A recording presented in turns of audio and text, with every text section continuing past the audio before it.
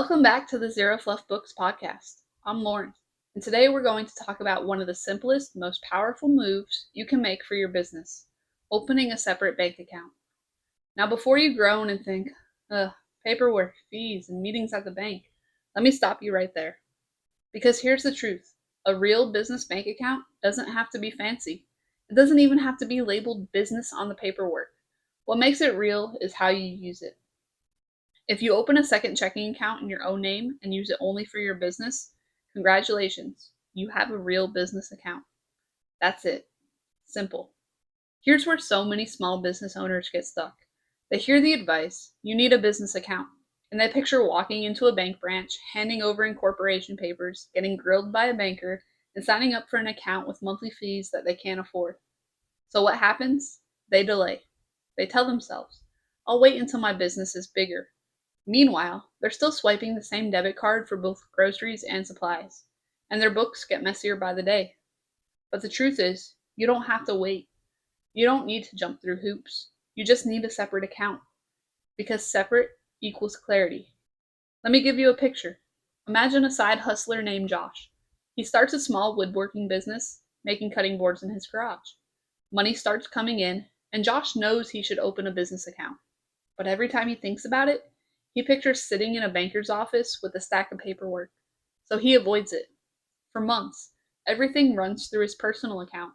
Groceries, gas, lumber, Etsy deposits, it's all jumbled together. When tax time rolls around, Josh is stuck scrolling through bank statements trying to remember what was what. Now imagine if on day one, Josh had simply logged into his bank's website, clicked Open New Checking Account, and nicknamed it Business. That's it. No fees, no paperwork, just a clean account where every business dollar lives. Josh would have had clarity from the start. That's the power of keeping it simple. Now let's address something I hear all the time. But I already use Cash App, Venmo, or PayPal for my business. Doesn't that count? Here's the problem. Those are payment processors, not bank accounts. Yes, they help you collect money, but they're not designed to be your bookkeeping foundation. Fees get skimmed before deposits hit, personal and business transfers get mixed, and at the end of the month, the numbers don't tell the full story. If you rely on Cash App or Venmo alone, you'll always be missing part of the picture. A real bank account, whether it's a personal checking account used exclusively for business or a formal business checking account, gives you clarity. Every deposit, every expense, every balance is right there in one clean place. Here's the thing I want you to take away. The day you start accepting money for your work is the day you should open a separate account. It doesn't matter if you're making $50 a month or $5,000. It doesn't matter if you're just testing an idea or if you've already got steady clients. What matters is clarity. The sooner you separate, the cleaner your books will be. And clean books equal less stress. So don't overthink it. Don't wait for your business to be big enough. Don't assume you need a stack of paperwork. Open a separate account today, and you'll thank yourself later. So here's the plan for today. First, we'll define what really counts as a business account and why it doesn't have to be complicated. Then we'll talk about why Cash App, Venmo, and PayPal aren't enough on their own. After that, I'll walk you through exactly what to do at your bank to set up an account that works for you without stress. And along the way, I'll show you why this one move will make every other part of your bookkeeping 10 times easier. By the end of this episode, you'll know exactly how to set up a system that keeps your finances clean from day one, without fancy steps or unnecessary stress.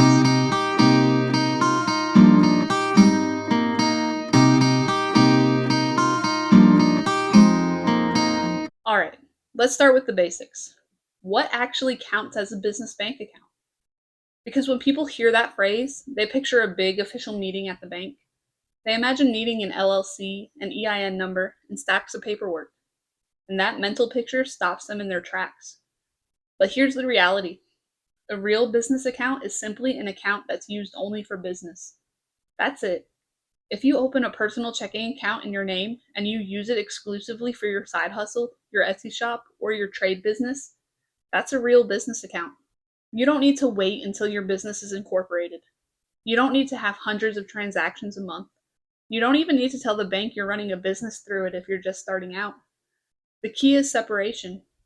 Here's why this works. Your books don't care what the account is called. They care about whether the money is cleanly separated.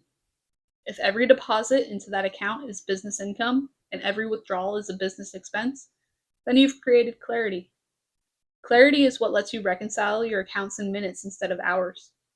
Clarity is what lets you run a quick report and actually trust it. Clarity is what gives you peace of mind. On the flip side, if you have a real business checking account with your bank, but you're still swiping that card for personal groceries, you've lost the clarity. That label doesn't save you, the separation does. Here's where I see a lot of people get stuck. They think their business isn't big enough to deserve a separate account. Maybe you've thought this yourself. I'm just making a few sales a month. Or, it's just a side hustle, I don't want to complicate things. But here's the truth. The smaller your business, the more important it is to separate. Why? Because when your volume is low, every dollar matters more. If you're only bringing in a few hundred a month, you need to know exactly how much of that is profit and how much is cost. Otherwise, you're flying blind. Opening a dedicated account, even if it's just a personal checking account renamed business, forces you to treat your business like a business. It gives it legitimacy in your own mind, and that mental shift can be just as powerful as the financial clarity. Let's imagine someone named Kelly. Kelly sells handmade candles on weekends. She's only making about $300 a month right now, and all the money is flowing into her personal account. The problem? By the time the grocery runs, gas, and streaming subscriptions hit that account, Kelly has no idea how much she really earned. Now imagine Kelly opens a second checking account. Every Etsy payout goes there. Every supply run comes out of there. At the end of the month, she looks at the balance and sees exactly how much is left after expenses. It doesn't matter that the account isn't labeled business checking at the bank. For Kelly, it's a real business account because it gives her clarity. Now, let me also be clear. There are times when opening an official business checking account makes sense. If you've registered an LLC or corporation, your bank will usually require you to open a formal business account under that name. If you're planning to apply for loans, lines of credit, or merchant services, having a business account can add credibility. And if you're processing a high volume of transactions, some of the features that come with business accounts, like integrated merchant deposits, can be really helpful. But for most micro businesses and side hustles, those requirements don't apply yet. You don't need to let official stop you from taking the simple step of separating your money.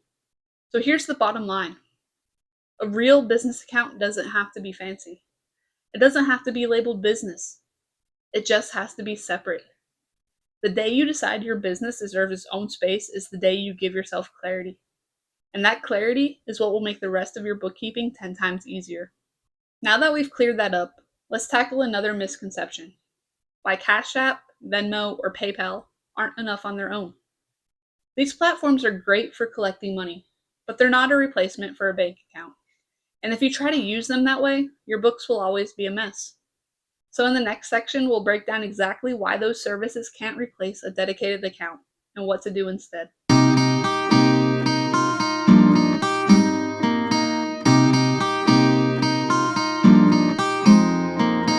Alright, let's talk about something I hear all the time.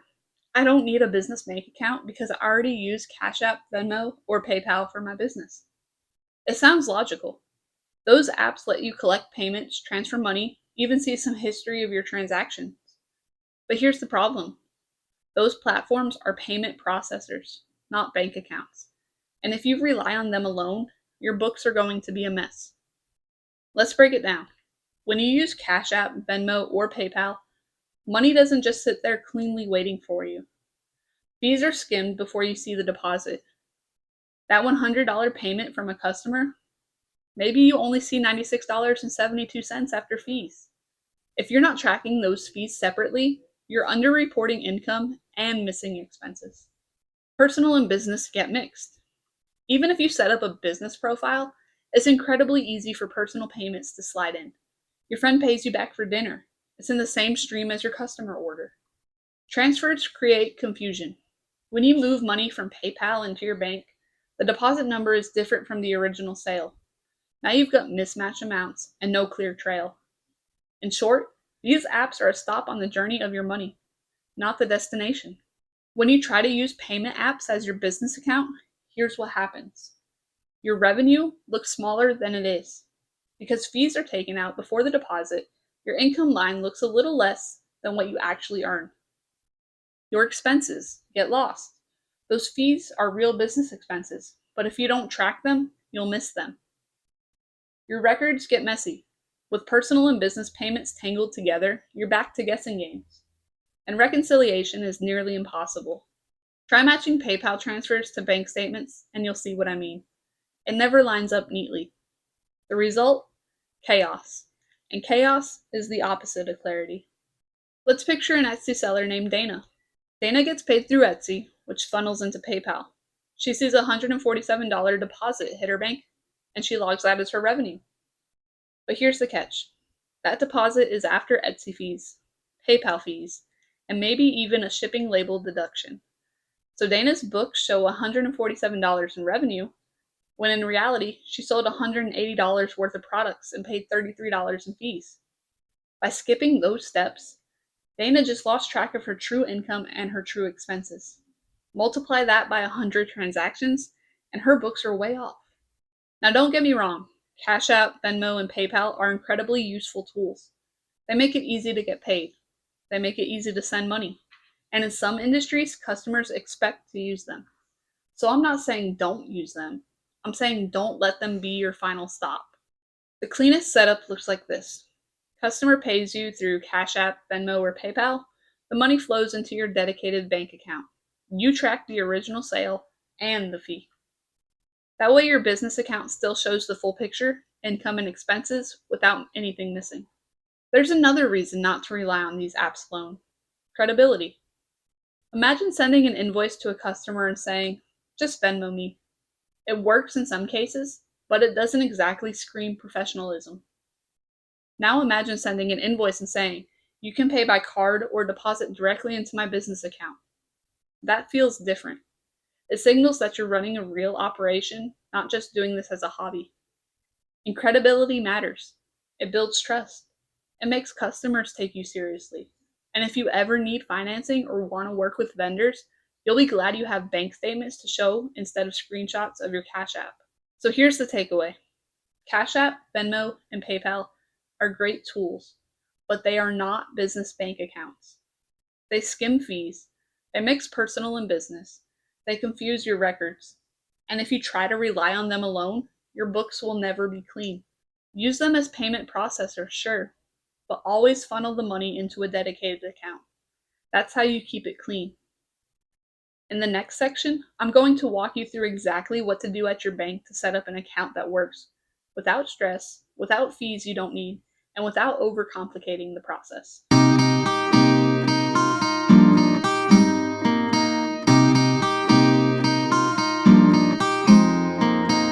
Alright, we've talked about what really counts as a business account, and we've talked about why Cash App, Venmo, and PayPal aren't enough. Now let's get practical. What do you actually do to open up an account that keeps your business money clean? The good news is, this doesn't have to be stressful. In fact, you can set up a dedicated account in an afternoon with just a few simple steps. Step 1. Decide what you need right now. First, decide what kind of account makes the most sense for your business today. If you're just starting out, a second personal checking account in your own name is perfectly fine. It gives you separation without fees or paperwork. If you already have an LLC, corporation, or you're planning to apply for financing, you may want to open a formal business checking account under your business name. Remember, the key isn't the label, it's the separation. Step 2. Gather basic info. If you're opening a second personal account, you'll usually only need your ID, such as your driver's license, state ID, or passport, and a small opening deposit, sometimes as low as $25. If you're opening a formal business account, you may also need your business registration documents, LLC, corporation, or DBA paperwork, your employer identification number or EIN, or your social security number if you're a sole proprietor, and possibly your business address and phone number. Here's the thing, don't let the paperwork scare you. Banks deal with this every day, and if you're not ready for that step yet, remember, a second personal account used only for business still does the job. Step 3. Open the account. Now it's time to open the account. You've got two options. Online, Many banks and credit unions let you open a new checking account in 15 to 20 minutes, or in person if you prefer face to face. Walk into a branch, tell them you'd like to open an additional account. Don't overthink the conversation. You don't need to give them your business plan or prove your sales numbers. All you need to say is, I'd like to open another checking account. That's it. Step 4. Nickname it. This might sound simple, but it's powerful. If your bank allows you to nickname accounts online, call this one business. That way, every time you log into your banking app, you see that clean label. And if your bank doesn't offer nicknames, put a sticky note on your debit card. Write business only in big letters. Whatever works to remind you this account is for business only. Step 5. Redirect your money. Once the account is open, start funneling all business money through it. Update your Etsy, PayPal, or Stripe payouts to deposit directly into this account. Start using your new debit card for supplies, shipping, tools, anything business related. Keep personal expenses out of it completely. From this day forward, this account is the home for all things business. Step 6. Build your routine. Opening the account is only half the battle. The real win comes when you tie it into your routine. Every week, log into your account. Record income and expenses in your system, your spreadsheet, your notebook, or your app. And every month, reconcile it. Make sure your records match the bank statement. Because the account is clean, this process will take minutes, not hours. And that's the payoff. And a couple quick things to watch out for. Don't use the new account as a second personal account. The second you start buying groceries with it, you've lost the clarity. Don't open multiple business accounts you don't need. Keep it simple. One clean account is all it takes for most side hustles and small shops. Don't forget to update your payouts. If Etsy or PayPal are still sending money to your old account, you're back in mixing mode. Picture a landscaper named Jordan. For the first year, Jordan ran everything through his personal account. Deposits from clients came in, but so did gas, groceries, and rent. At tax time, Jordan spent 2 weeks trying to sort it all out.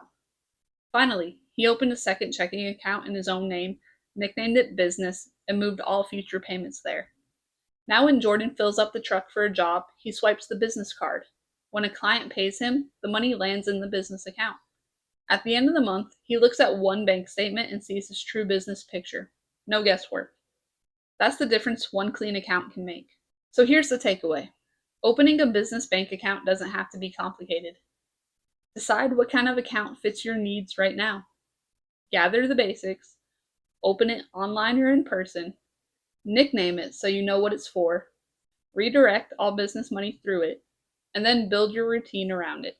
Don't let the myth of official accounts hold you back. A second checking account in your name is enough to keep things clean from day one.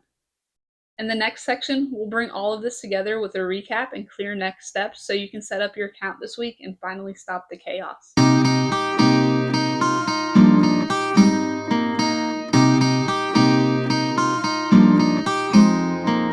Alright, let's wrap up today's episode. We started by busting the myth that a real business bank account has to be fancy, official, or expensive. The truth is, what makes an account real is how you use it. If it's separate and used only for your business, it counts, whether the bank labels it business or not. Then we tackled why Cash App, Venmo, and PayPal aren't enough on their own. They're great payment processors, but they're not bank accounts. They skim fees, they mix personal and business, and they make reconciliation nearly impossible. Finally, we walked through exactly what to do at your bank. Decide what kind of account you need right now. Gather your ID and any basic paperwork. Open the account online or in person. Nickname it business so you always know its purpose. Redirect all income and expenses through it. It really is that simple. And once you've got that clean account in place, every other piece of bookkeeping, from logging expenses to reconciling to running reports, gets 10 times easier. So here's your action step this week. Open your dedicated business account. Don't overthink it. Don't wait until your business feels big enough. Just take the step, because clarity starts the moment you separate. And once you do, you'll feel the difference. Instead of chaos, you'll have confidence. Instead of guessing, you'll know. In the next episode, we're going to dig into what I call the money map. We'll look at why deposits alone don't tell you the whole story, break down the difference between gross and net sales, walk through how Etsy, Shopify, and PayPal fees really work, and explain clearing accounts in plain English. By the end, you'll be able to follow every dollar from your customer all the way to your bank account with zero fluff. Until then, remember, clean books equal less stress. And that's what Zero Fluff Books is all about.